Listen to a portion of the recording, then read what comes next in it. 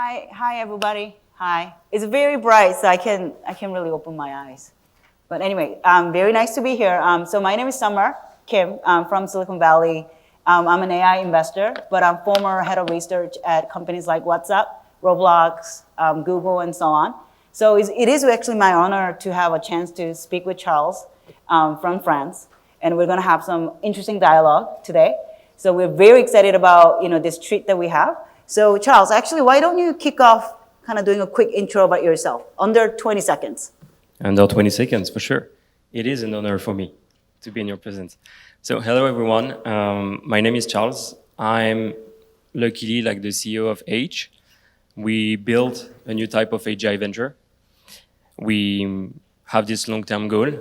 In the midterm, we are building like state-of-the-art AI technology, and we try to go after like large foundation models for actions.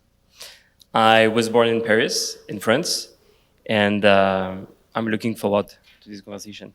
Oh, exciting. 25 seconds. Yes, yes. I didn't time it, but I'm sure that was good, timed. So we have only about 30 minutes. So I'm going to actually jump right in to a lot of direct questions when we have a chance to speak with Charles. So the first question that I have is, now that you know what you know, is always, hindsight is clear, right? Would you still choose to start your AI company in Paris, in France? And I love to kind of hear about how you've been building out your teams and so on, because it's always, the beginning story is really interesting. So can you share a little bit? Sure. For sure. 100%. 100%. I would do it again and again. Basically, like the very interesting element about building a company from France, from Paris, is that we have like a massive pool of talents. And this is like mainly due to the educational system. We have very strong talents when it comes to research, to mathematics, to computer science. And so just with this element, why not having like a thriving like startup ecosystem? This makes sense. That's the first point. The second point is like, I didn't see personally any barriers for building your company, hiring like the right researchers in France, while having like an international play, while having like a presence with international like strategic partners, and also like hiring not only in Paris, not only in France generally, but also like around in Europe, and making polls also like in the US, in Asia, notably. So it's always a question of where do you start? In the crowded, I would say like market, we can speak about this later, but of all the AGI companies, you have like, like let's say a top 10 of these companies. Right now in this top 10, you have a lot of companies that are stemming from the US. The pool of talent, I would say like the mercato of talent, I love this comparison, is kind of very big, but at the same time very crowded. So this was like, I would say the impetus, trying to install like a top AI lab in France. And by the way, like on this front and on this point, when Meta, for example, tried to really like create like Llama, it was done by a team from Paris at the impetus. Well, actually, my follow-up question would be, sounds like it's a really amazing team that you've been building. So I am impressed the fact that you're able to assemble a team of former talent, from this top AI labs and so on. I think it's really interesting to try to continue that, that energy, the moment, the momentum that you have. So how do you foster a culture of innovation and collaboration, the true collaboration among such high caliber individuals? I would say like so first, it's a very good question. It's also like an ongoing question. Yes, I'm sure, yeah. Two things. The first one is like culture matters. And so we are establishing like strong values for the company. Strong values. Yeah, strong values and also like strong... Are you able to give us some examples of your values? It will be soon released. No. Okay, got it. Yeah. No, we have like values around like ambition, team playing. Okay. I can detail. But one point I want to mention on this is basically like I spoke about like the mercato of talents. And I think like there is one comparison I'd like to make. It is like the example of teams of basketball players. You have like amazing teams in the US, everywhere, in Asia. And these teams generally are made of very strong individuals, very high profiles. But a team cannot work if you don't have like the team spirit. And so here, like what we try to establish is, yes, like gathering like the best talents that we have in Paris, in the UK, in Europe, in the US, in Asia, but at the same time while having like a team playing like a value and momentum. One aspect which is different, and I think it's a huge opportunity, it's the wave of the COVID basically created like this remote work Yes. with Zoom possible. And I think like a basketball team will have a hard time to play if they are not like together. Right. Right now for AI, and especially like incredible individuals, you can have like team spirit while having like a remote culture.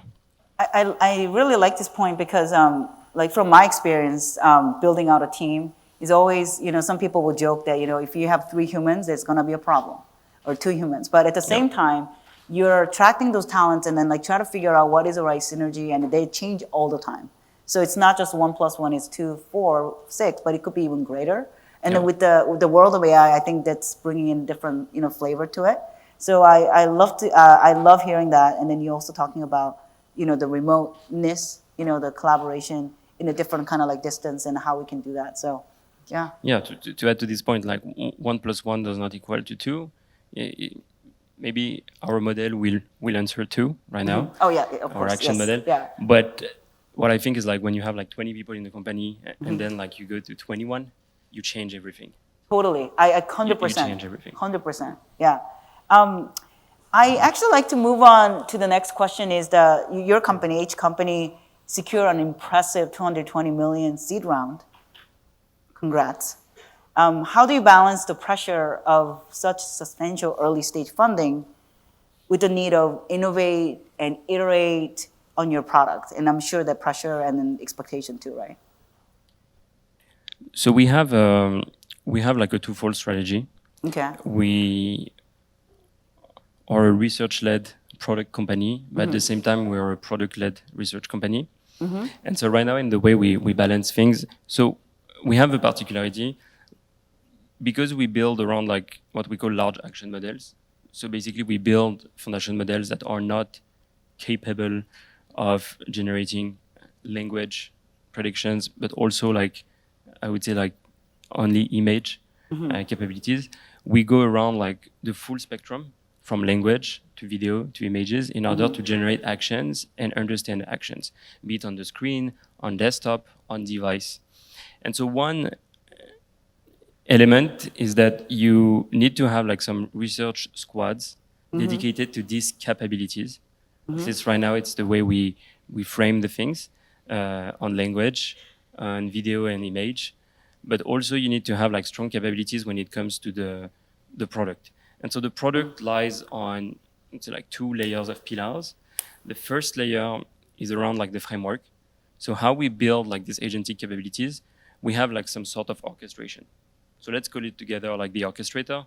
Right now, like this orchestrator is using and leveraging the models that we are building, which is like the underlying layer.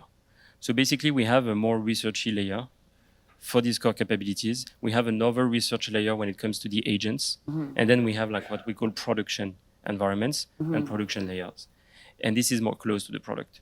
So right now, like the balance is clear, like between both research, trying to innovate super fast, to execute super fast, but with, I would say, like a flexibility of innovation, while at the same time having like the production aspect, which tries to push things to the market quickly and with our strategic partners. Actually, you kind of inspired me to my next question because you talked about, the product-led, angle. And then, so my background is user research and product development and all that. And then at StratMinds, as part of, our firm, we believe the winners of AI race will be determined by great user experience. So I believe, and then I'm biased because, I come from that field, is that user experience, how we make this experience for whoever is using it, right, is so critical. So I'm actually curious to how does the H company Yep. approach user research UX, and how do you integrate hearing from the customers and like all the parties involved, and how do you really try to understand this insight and putting into your product development? I cannot agree more. It's key. Basically, and so it's amazing that you have like this experience because we can speak about the details of it. It's hard to differentiate when you see like the first, I would say, like venue of commoditization between like large language models. You see on the market like benchmarks Yes. where you have like top 10 models topping the benchmarks with a variance which is very, very small. So waiting for the next innovation, which can be like on inference time compute Right. and other like elements, Right. you have to differentiate from another perspective. Right. And so we saw, speaking about like first elements of product perspective, you saw some companies trying to build around like front-end generators, UI generation, components generation Right. as part of the chat experience. Right. It's crazy. The technology was so powerful that basically we forgot about the product. At least I didn't forget, but we had just a chat experience, which is like the level 0.1 of Right. what you can do with a product. Right. But what if you could have like the same experience as you have in Gmail, for example, Right. where you can chat with not potentially like people, but tasks Right. or automations that you're creating. That's one. What if you could visualize basically also on the web things that you're automating? What if you could visualize like on device every kind of like automations that you want to launch? Right. And right now, I think it's an empty space. It's hard to say, but it's an empty space, and that's where we're putting like a huge focus on this front. You know, I actually was getting a little bit of goosebumps when you're saying that, because some of the experience that I have as a user using some of the AI products, it's changed how I think about things. As an example, now I no longer try to figure out the to-do list. Like I don't open up a file and then title to-do list and typing it. I just dump it whenever I feel like, and then I have a conversation with my, Meme AI, as an example. That's one of the products that I'm using. So now no longer I have to like look at this and look at that. I just gave up all the things because I can just have a conversation about my task, about things that I need to do. And then imagine, like you're saying about the visualizing, that really gives me goosebumps, because I think that's going to be very, very interesting, right? So from on that side, I think there's a huge potential from making a product that's going to be very intuitive all the way to like really in the next level complexity, right? So that's why I'm excited. And then the visualization is also very, very different, because all the people are very different ways they personalize things. It's clearly like when you see even like companies like, let's say like Miro, for example. Yes. Like it's visualization at the heart of the company, because it's for project management essentially and other Yes. like use cases. But when you speak about like automations and AI capabilities, you want to be able to manage as an individual also these capabilities. And so I think we should take inspiration from Yeah, from and these then at the ideas. same time, something like this you're talking about, you also want to make sure that those people who's managing it feel like they're in control, and how they manage those, right? We're talking about tasks, not just like looking at some pretty, faces on this like different type of like scenarios. So I think that's important. And then I want to actually shift the gears a little bit and actually want to ask you something more specific about your work on frontier action model and agentic AI. So how do you envision these technologies, super hot, enhancing worker productivity in practical terms? It's so it's a very good question. Like let's be very practical. Let's speak about like very specific use cases. Right now in the market, you see AI capabilities that are language driven. You see AI capabilities that are like also like image generation driven, or image understanding and video understanding. When it comes to automation, basically you try to go to this next frontier, which is to orchestrate all these capabilities to perform some specific actions. So we have like two environments on which we focus: on device, that's one, and two, it's right now like on the web, especially on desktop. And so when it comes to web navigation, for example, you have a lot of very concrete use case that you can think of within a company.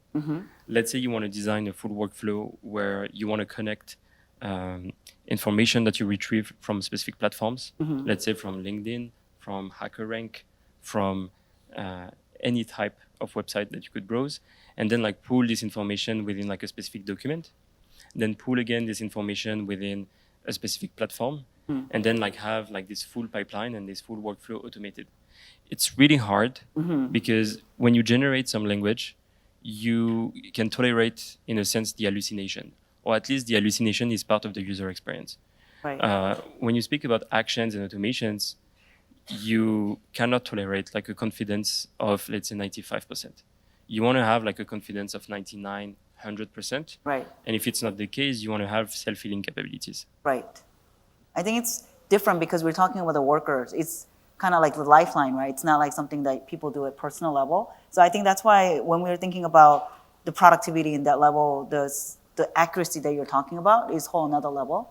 And then, what do we do as a fallback action too? So I think that was really interesting. And then I want to actually talk about, the AGI race a little bit here, how it's been kind of like, intensifying. People hear it a lot, the word AGI. And how do you position the H company in this competitive landscape? I mean, I know this is a kind of loaded topic, but if you can give us some view on that, that'll be really helpful. AGI or be it any other like appellation or denomination, like superhuman intelligence, for example, you have like several companies tackling this problem on this like I would say long-term goal. Now the idea is like we took from the beginning the decision to focus on the next frontier. We didn't try to focus first on reproducing like the language models or the vision models as a core focus. We did it internally from scratch because you need to have everything that you retrain from zero. But our first release will be directly focused on the action capabilities. So we tackle, I would say, like this race from the perspective of usability. We want to bring clearly to enterprise and strategics like the possibility to enhance a lot their productivity. AGI will be very useful for some aspects. Yeah, for sure. Will be potentially dangerous for other aspects. But when it comes to usefulness, you just want to understand like basically the practice on which you can really like augment the performance of people. And so we position ourselves within this race. It's a race that I would say like rely and remains right now because it has like several pillars. The money first, the compute, and then the talents. And so again, I think we will see more and more this market becoming a bit like the market of, again, basketball teams or sport teams. Just because basically you have like an exchange of talent, you see like tremendous amount. Yeah, and then it's changing really talents. fast too, right? Yeah, So, changing super fast within companies. And if the pillars are still here, basically bold visions, compute, the money, but also like the real use case that we managed to find, then this race will still exist. That's why we focus on these two, I would say like immense aspects, like the bold vision, which is to go to something very usable, but also like the right use cases for the enterprise.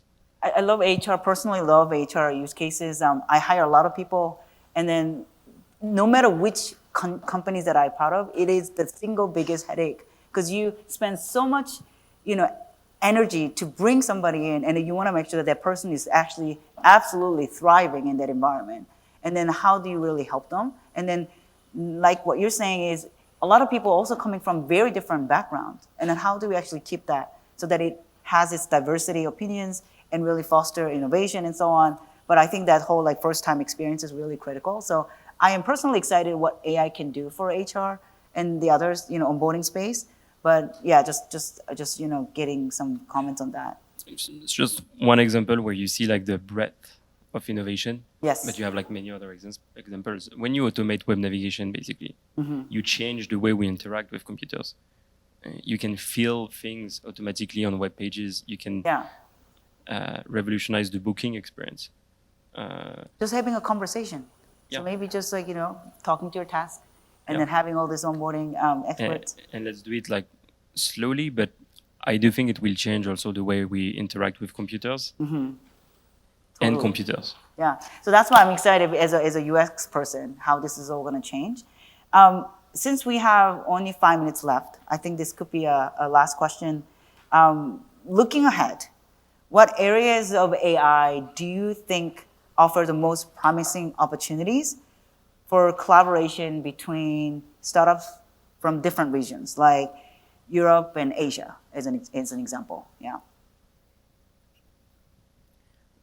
I think we saw a very fast innovation race for the past 2 years, with AI companies trying to really like push the frontiers and the boundaries of language capabilities, vision capabilities, and so on.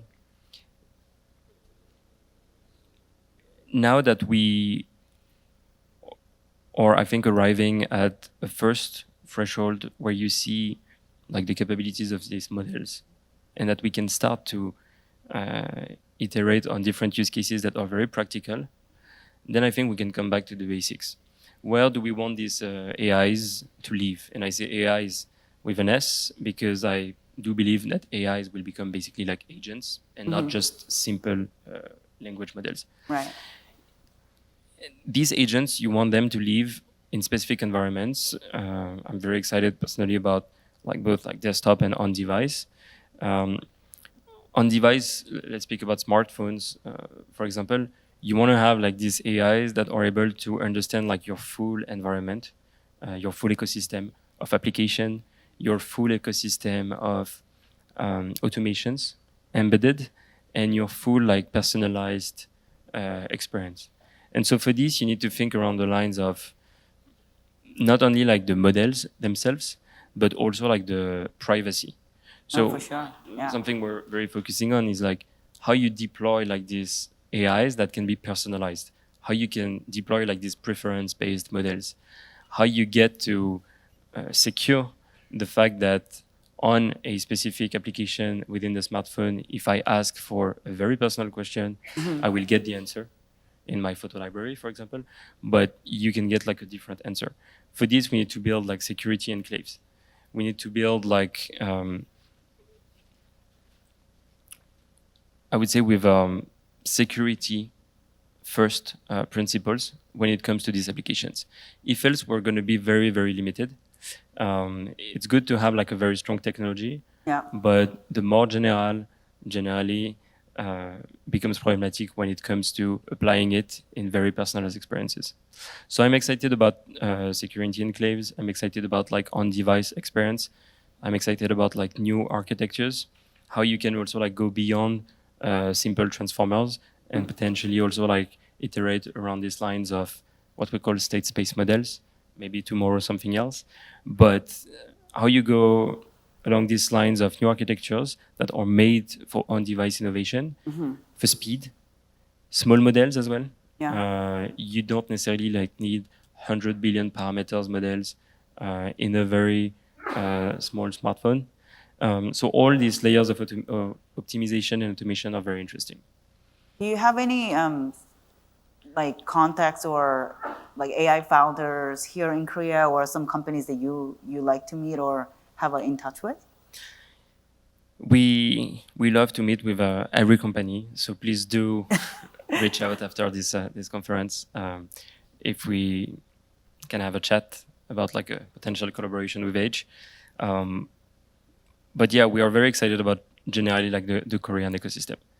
A lot of amazing startups when it comes to on-device technology, when it comes to desktop technology, when it comes to TV. We're going to see like AIs thriving not only like on the computer, we're going to see AIs thriving also like on the TV screen at home. And this is, I think, like the future we should expect. Again, with safety and security. Unfortunately, we are actually, at time. We have 10 seconds left. So I don't think that we have time for, opening up questions per se, but if you guys want to maybe come and then talk to us after this session, we'll be hanging around and stick around. So yeah, I think it's a wrap. So yeah, thank you, Charles, for coming to Korea. Yeah. Thank you for hosting me. It's Yeah. a real pleasure. Thank you very much. Yes.